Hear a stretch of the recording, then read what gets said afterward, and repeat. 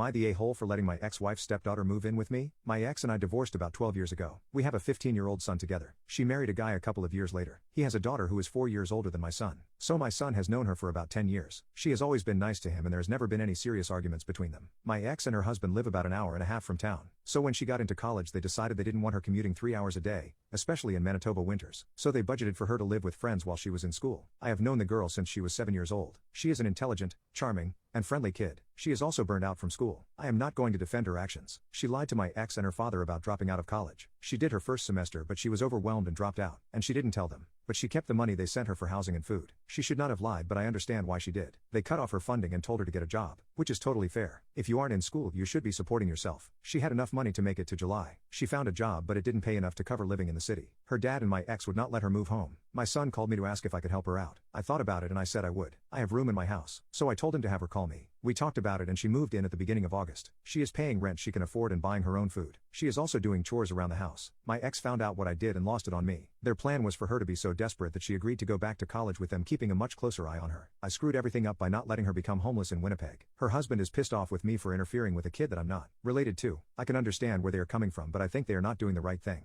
I just want my son to know she is in a safe place. I also think she will go back to school once she figures out how much it sucks only having a high school diploma.